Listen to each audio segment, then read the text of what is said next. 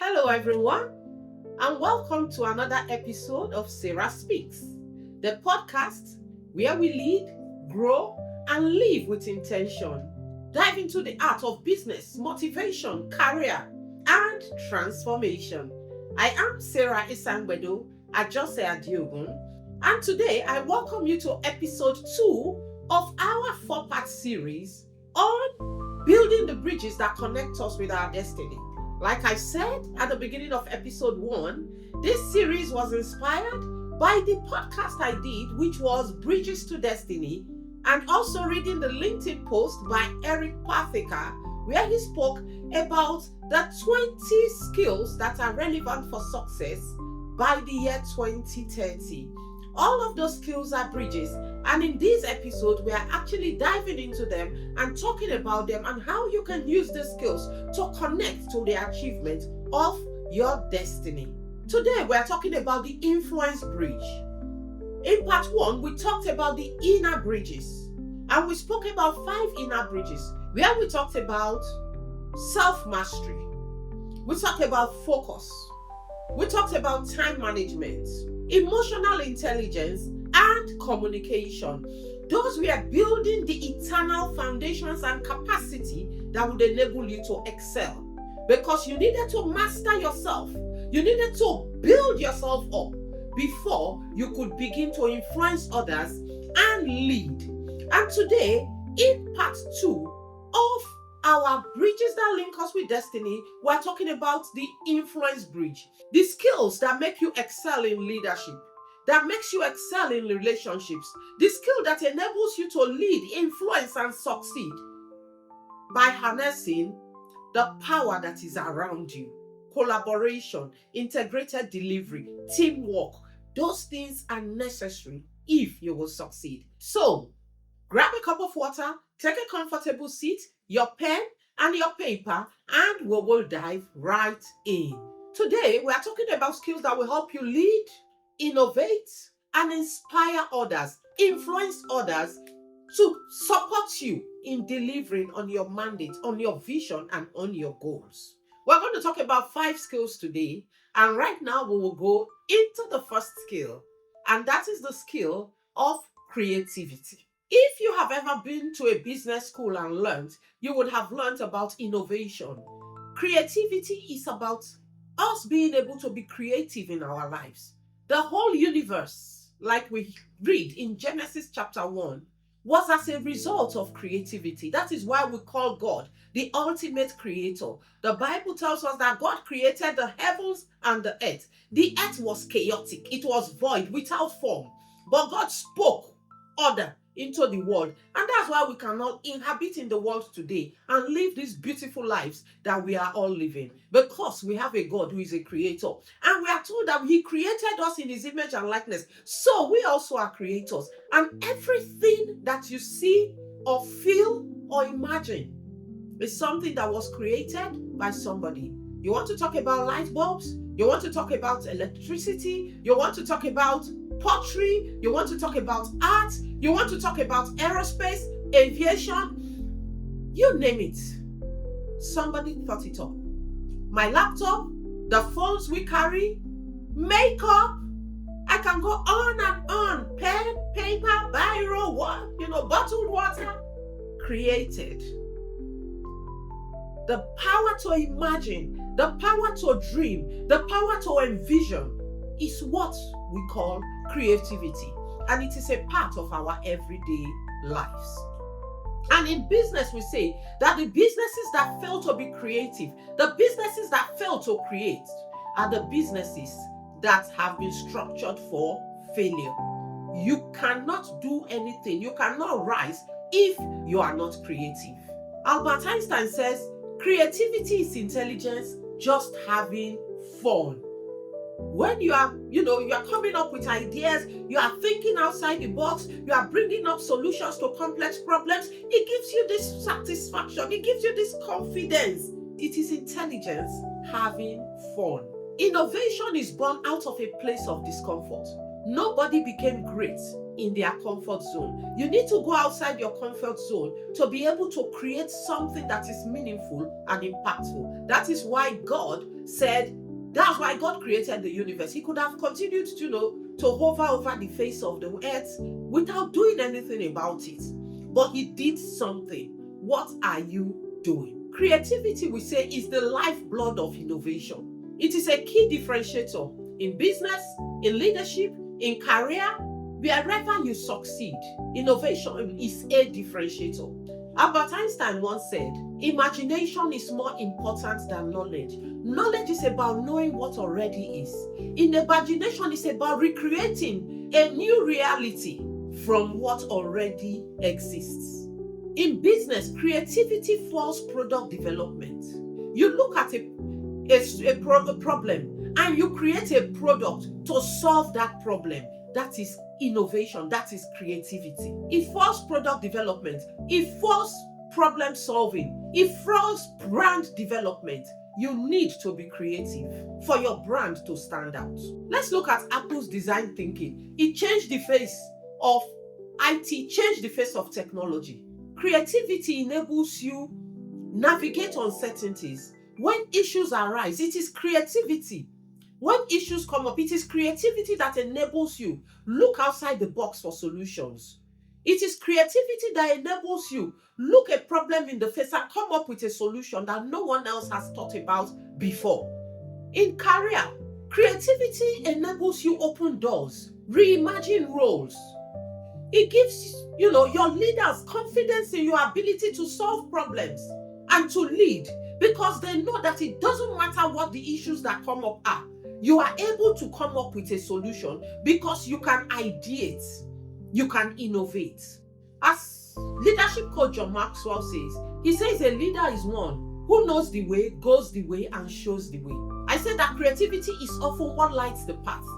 You know the way, you go the way, you show the way. But if you do not have the light that people will follow, then you cannot even show the way.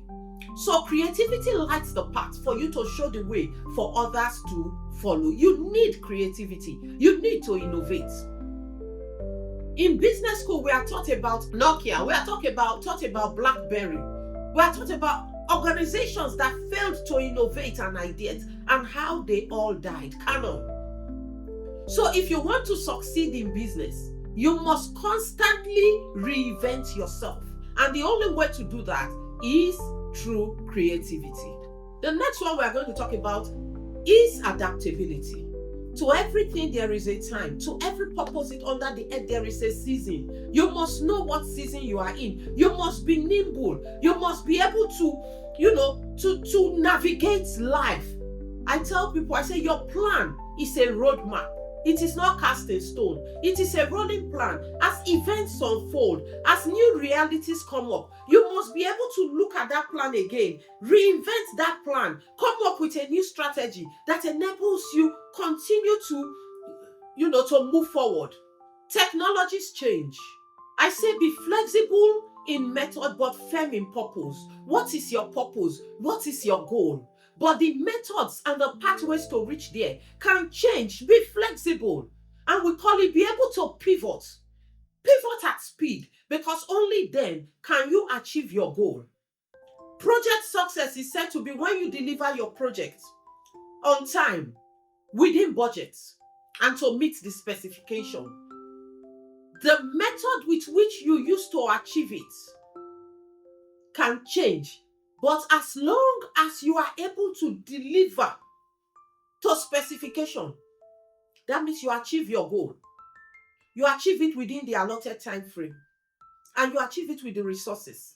You have succeeded in delivering on that project. So we must be able to pivot. We must be able to adapt to the new seasons. We must be able to adapt to the new realities with which we find ourselves. We must be able to look at the issues that come up during the delivery of our project or during our careers or in our businesses and come up with solutions, and then be able to navigate with those solutions using the plans that we have adapted to the new realities. It is key, adaptability. Too many people are stuck in the process. They are stuck to their ideas. They don't want to change. But life has moved on. I know a lot of people today say, me, I can't eat stew that they blended tomatoes to make. Oh, you've married a 21st century woman. She's going to work. She's coming back at 5 p.m. You want her to now use grinding stone to grind tomatoes to make stew for you? It doesn't happen. There's a blender. She puts it in and in 2 minutes it's done. Life has become easier. We take technology, we impute it, and we use technology to make the things that we normally used to do become easier, faster. We become more nimble in delivery. That's why today to bake cake is so easy. I remember a time when we used to, mix cake, for my mom in 2 hours. You're still trying to, mix the cake and get it to the right consistency and fluffiness. But today you use your cake mixer and in 10, 15, 20 minutes you are done. You now have 2.5 hours to do other things that will deliver value to you. Manage your time. That is what creativity enables you to do. Adaptability, adapting to new technologies, harnessing it for benefit, uptaking it so that you can move forward, run forward, move with speed, deliver more in less time. That is what happens when you adapt easily. As Charles Darwin once said, he said, it is not the strongest species or the most intelligent species that survive. It is the species that is most responsive to change. And as humans, we are responsive to change, and we must continuously be responsive to change if we will not become extinct in this fast-changing world where we find ourselves. If you look at in the business world, adaptability has enabled Netflix move from a DVD rental service to become one of the world's greatest movie streaming platforms, worth billions of naira, because they adapted to technology and moved with the time. In Nigeria, let us look at Dangote. Dangote started as a sugar selling business and moved step by step. Today, Dangote owns the biggest refinery in Africa. You ask yourself, what is the relationship between sugar and crude oil? Adaptability. Seeing business opportunities and adapting his plans to harness those opportunities and fit it into his business model and harness the benefits therein to become the richest man in Africa. That is what adaptability does. For leaders, being adaptable builds your resilience because you are not hitting your head against a brick wall. One definition of madness I have heard of is someone doing the same thing over and over again and expecting a different outcome. For you to have a different outcome, you need to look at the whole situation all over again. Reevaluate the current situation based on the current realities and come up with a different solution or a different way of doing things that will enable you achieve your objective. That is adaptability. And in leadership, that is a key skill that is required to succeed. Roles are constantly changing, skills are constantly changing, technology is taking over. If you cannot adapt quickly, it will be difficult for you to lead or to succeed in today's world. The third skill we're talking about today in episode 2 is decision making. The job of a leader is to make decisions. You need to show the way for others to follow. And the Bible tells us in Proverbs, trust in the Lord with all your heart and lean not on your own understanding. In all your ways, acknowledge him and he will direct your paths. Making decisions is necessary because if you do not decide, then nothing gets done. Action is based on decision. Good decision comes from great discernment.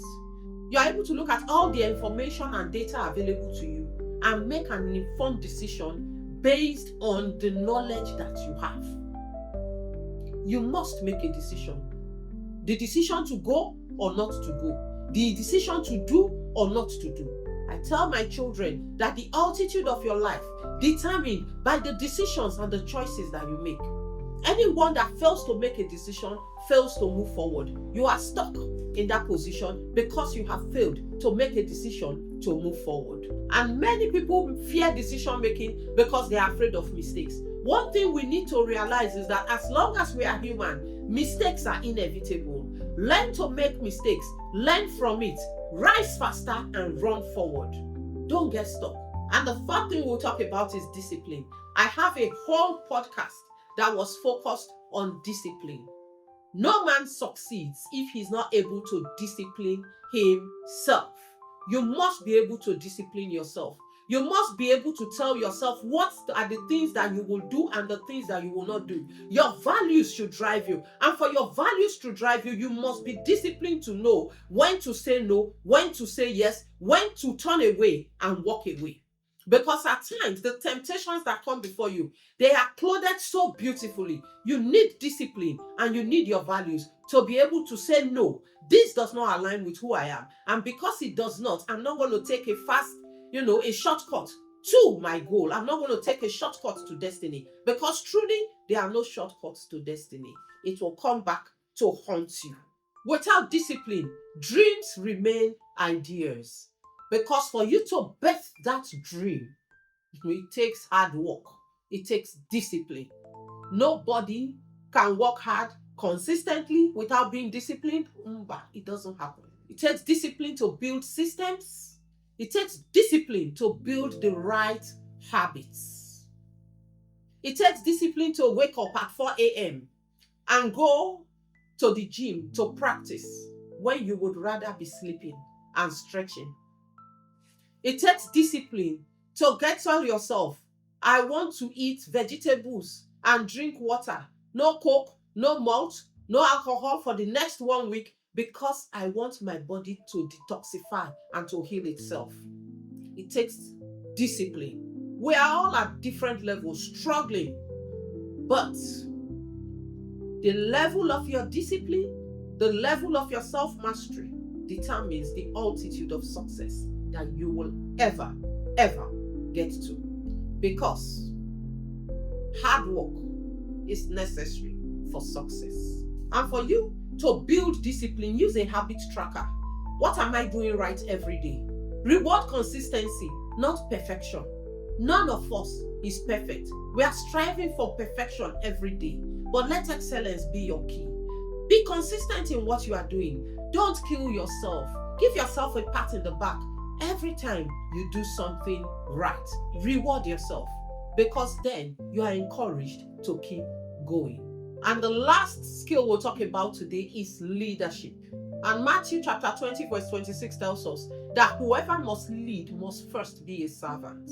Why? Because leadership is stewardship, not control, not being the boss. It's about your capacity to carry other people along with you. It's about your ability to influence and inspire people to run with you, to run and to deliver.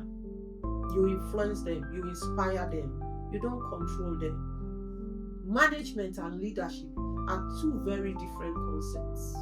You can lead without managerial authority. You need to be able, people need to look at you, respect you, believe in you, and follow you. Who are you helping to grow right now? How are you investing in the lives of others? Because until you do, you really are not needed. Your influence is your gift, but you must develop the skills that sustain it. Creativity, adaptability, wise decisions, discipline, and servant leadership, they are all key if you will succeed in this journey of career and business leadership and success. Because it takes us walking the talk every day with the right habits to achieve our objectives. And we must always remember that teamwork makes the dream work. No man succeeds alone. You need collaboration. You need integrated delivery. You need people supporting you, helping you, pulling you up if you will succeed sustainably.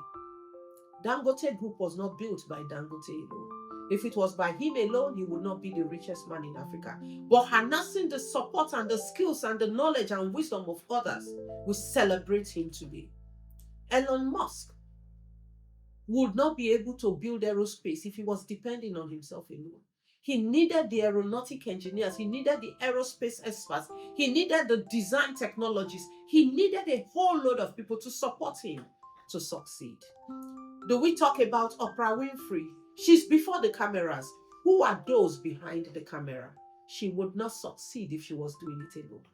Neither does anyone succeed sustainably in business and leadership doing it alone. That is why we're talking today about how you harness the support of others through influence, through leadership, to be able to attain and achieve the altitude of success that you desire. Join me for episode 3, where we'll talk about the people bridge and the power of building others. Because you influence them and they follow you, what then do you do with them if you must succeed? Thank you very much for joining this episode of Sarah Speaks. If this episode resonated with you, please like, share, drop your comments. Tell us about how you have harnessed these skills for benefit. Because at the end of the day, we all are working to win big together, not just in 2025, but leaving a legacy for the generations yet unborn. Do have a great day, and thank you very much.